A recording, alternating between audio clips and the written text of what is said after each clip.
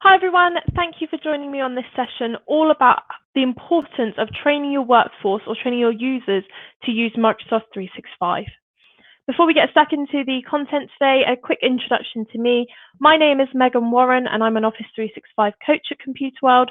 So I work with organizations to drive adoption and enablement of the Microsoft 365 technologies within their organizations through things like training plans and methods. Outside of that, I'm a big community advocate. I've been part of the VMware community as a VMware vExpert for a number of years now, and I've started getting involved in the Microsoft community as well over the past couple of years, and regularly blog or do a podcast with some of my colleagues on the Microsoft technologies as well. I'm also a mental health first aider, so whilst I do see this from an organisational perspective of driving productivity and using those applications, I also see it from the user perspective of needing to switch off in my own time and making sure that I can take care of my own well-being and mental health outside of that. So the subject today is all around the importance of having a training plan in place in regards to a Microsoft 365 project or the Microsoft 365 technologies. And before we get stuck into how we can or what we need to do to make sure we have a training plan in place, I want to talk about the risk of not having that in place when it comes to Microsoft 365. Many organizations that we see actually see Microsoft 365 projects as a purely technical project. It's rolled out to the organization and then there's a tick in the box that that project was successful because now everybody has access to that technology. However, at Computer World, what we see is this needs to be a business project rather than technical. The technical team and the technology behind this is a major part of this. But alongside the technology is the business change, because it is a real cultural change and business change project that we're putting in place. So it's more than just rolling out the technology and getting people to use it themselves. We need to have a strategy in place to understand how the business wants the users to use that technology and also how they're going to communicate on this technology. Microsoft 365 is, and you've probably heard this on my colleague Anthony's sessions, it is a toolbox. There are so many different parts of Microsoft 365, from Teams to Planner to Power Automate and Power BI. There is so much that comes into that toolbox. But what we can't do is just see this as a project, throw the toolbox at it and expect people to pick up the tools that they need. We need to train them on how they can actually use those, and of course, when they need to use them as well. So in this session, we're going to talk about some of the tactics we put in place and we recommend you have as part of your Microsoft 365 strategy to help drive the adoption and enablement of the technologies. So the first thing I wanted to talk about was getting the basics right. During the pandemic of 2020, and I'm sure I don't need to remind you of that, but during that time, many organizations used Teams as a way to get everybody on a platform to communicate whilst we were all working from home. It's something that was rolled out very quickly and something that people that hadn't even considered using it as part of their organization had to drive the adoption or roll it out throughout their organization overnight almost. And whilst that was great for that immediate issue and took care of that issue that people were facing at that time, it's now caused a slight pushback on the issues people are facing, because whilst it was great and people used what they needed within there, they weren't trained on how to use it. It was just given to them and they were expected to use it. And things like chat, which is very similar to applications people use in their own personal lives, were taken up very quickly within Teams. But the wider basic features around Teams, like collaborating on files and things in meetings like transcriptions, etc., haven't been taught throughout Microsoft Teams, so they're not used. So people aren't using it in the most productive way. They're just getting by. So what we recommend at Computer World is you do a session which we call a brilliant basics session. What that does is it takes everybody back to the start of Microsoft Teams and teaches them all the basics of how to use it. And while some people may know how to start a chat in Microsoft Teams, may know how to invite people to a Microsoft Teams meeting, there are going to be some people in your organization who don't actually know how to do that. So it's getting everybody up to the same level so everybody has clarity and consistency throughout that organization and everybody knows how to do the basics within Microsoft Teams. They're not trying to fudge their way through it as such.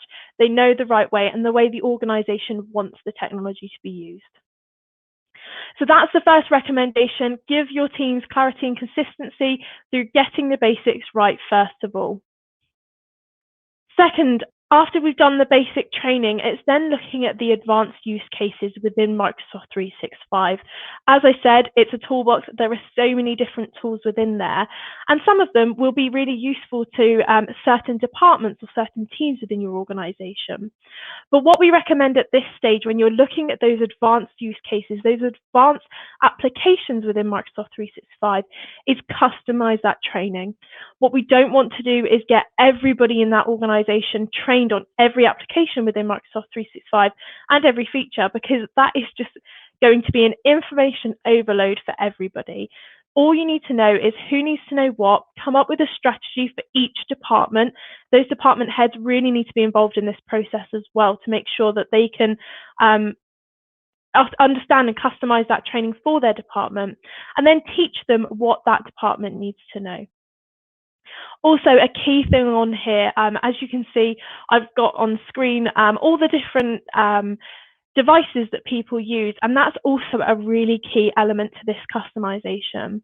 There is no point in training everybody in the organization to use Microsoft Teams on a desktop application if that's not how they're going to be using it. So for example, your office workers, doing that on a desktop application is probably the right way to go, because that's the application and the device that they're going to be using. But if you have people who may be out on the road a lot, they're visiting customers or they're visiting people, and they're actually mainly a device user of maybe an iPhone, for example, or an iPad, doing this on a desktop application isn't the right way, because when I say that there is a button in the right bottom corner to start a chat, for example, and actually when they get on their phone, it's in the top left-hand corner, that's going to cause some friction between the user and the technology, because things aren't in the right place where we said they were. So make sure if you have people that are predominantly using a particular device, train them on that device, using that device, and do that in the right way. So customizing your training for the next set of this is a really good way to, and a really good thing to implement into your 365 strategy.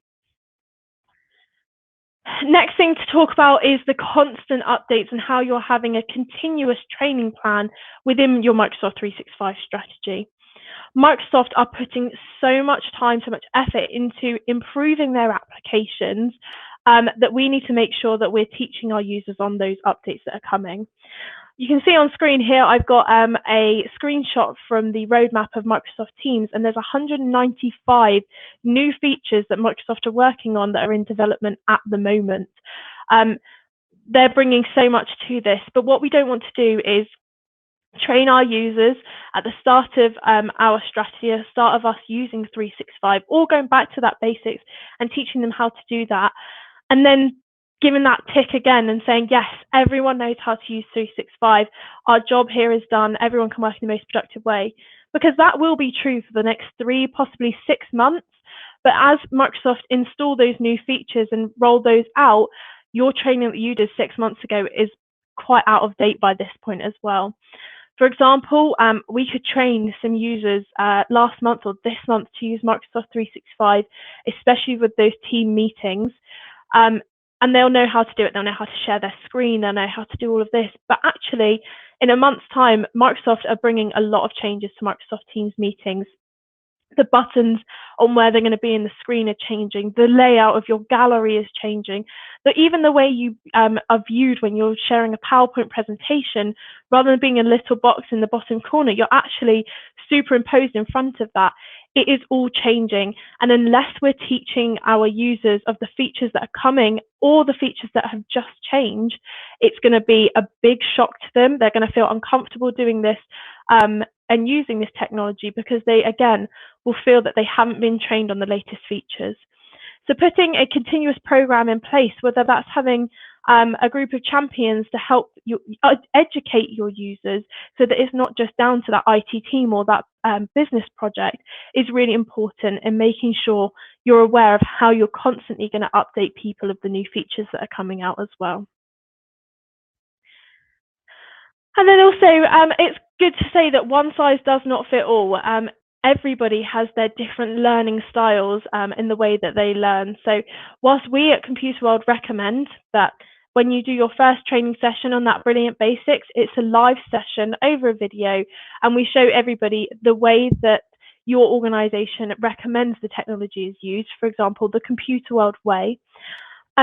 Whilst we recommend that's on a video in a live session, that's really good because people can ask questions during that session. After that, just because we've told them how to do it once, we've shown them how to do it once, they're not going to know how to do that when they come off. It's a lot of information to take in at any one time. So having the ability for them to go back, find the answer that they need again, really quickly, really easily, is really key for this to be successful.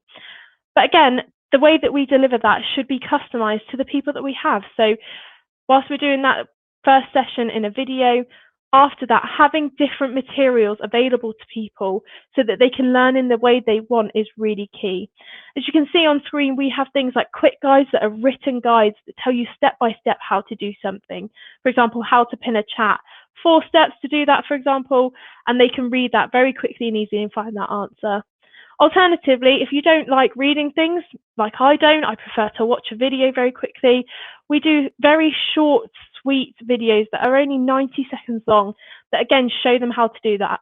They haven't got to watch that hour video back. They can just find that answer very quickly, very easily. And having this as a searchable functionality and searchable is really key as well, because people want to find that answer very quickly. They don't want to trawl through Google. So providing with that material all in different ways is really key. We also have different things like Genius Bars and, as I mentioned, Champions before, so that you have a group of people within your organization that are the go-to people on Microsoft 365. They have the training, they know what's coming, they know how to do the things within Microsoft 365, so the rest of your workforce know who to rely on if they ever have those questions there. So make sure you're providing all those different methods for your users to make sure they can find their answers very quickly and very easily. So whilst I've spoken about those top tips of what we recommend is included in your 365 strategy, I just want you to have a look at the questions that are on screen now and ask yourself these questions and try and answer them. So does everybody in your organization know where to communicate and find that communication as well? One of the great things about having a 365 strategy and building a communications framework around this is that not only does everybody know where to communicate, but you haven't got the challenge that people face now of where do I find that communication? Teams is introducing, or 365 is introducing so many new ways to communicate. You've got your email already, you've then got Teams, you've got chat, you've got meetings. Having a strategy in place for this type of communication is posted on this particular platform. This type of communication on this platform really drives that clarity throughout the organization, saves you time trying to trawl through all of those methods to try and find it. Everybody knows where to post it and where to find it as well. Next one is, do your employees know the best way on how to collaborate on files? As I said, this is one of the features we talk about in our Brilliant Basics sessions, and it's something that really drives so much productivity throughout teams and departments, but it's something that people just don't know about unless they've been shown it, unless they know how to use all the features and functionality within there. It's very easily and very quickly overlooked. Are your users aware of the changes that Microsoft are implementing to Teams meetings in the next few months, or Teams in general, but especially that Teams meetings, because there is so much functionality that's coming in within here. If you're not sure that they're going to know all the features that are coming and changing, maybe it's time to look at putting that continuous program in place to make sure that they're never left behind with what features are here. And if your users have any questions about 365, how do they find the answer? Do you have those materials in place that are just in time training to get to very quickly, very easily to find the answer quickly? Or are they having to go on Google trying to find the answer? Or potentially even more frightening, are they just trying to find their way around it, making mistakes, and actually is that not working for them? So just go through there, answer these questions, have a real think about them, and understand how informed your users are and what strategy you have in place, and if you need to start looking at any of that again. So just to recap then, teach the basics and teach the brilliant basics of 365 throughout your organisation to make sure everybody is at the same level and there is that consistency and that clarity of how to communicate and how to use the applications within your organisation. Build and deliver a continuous program. Make sure your training is not out of date and people are getting left behind and frustrated with the new features that are implemented. They're being implemented to make you even more productive, and we don't want people to feel frustrated with them when they're implemented into the technology. Customize your training. Don't teach everybody everything. Just teach them what they need to know. And more importantly, teach them the right way and on the right devices that they are using. Don't make it more complicated for them. Make sure you're showing them in the easiest way possible. And then lastly, provide your training in multiple formats. Don't show them once and expect them to understand everything within this technology. You need to reinforce that. You need to make sure that they have the answers when they need them, not 3 months ago when you did the original training. So how Computawell can help you with your training strategy around 365? We have been a training organisation for over 25 years, so we really understand the value that training your organisation brings to your business, especially when they're using technologies like this. Specifically for 365, what we can deliver is in person. At the moment, it tends to be remotely with everything that's going on in this world, but we can deliver those training sessions that are in person or remotely to show your users very quickly and very easily how they can use this technology.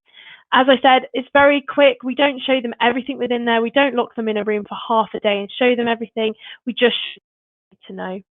We also deliver customized user everything we've shown within that training in a written format like the user guide that's shown on screen here, so that they have something after the training to refer to very quickly to find their answers. We have a full resource library full of quick how-to videos that's coming out very soon, 90-second videos that shows you how to do something, answers your question very quickly and shows you the demonstration on screen as well coming.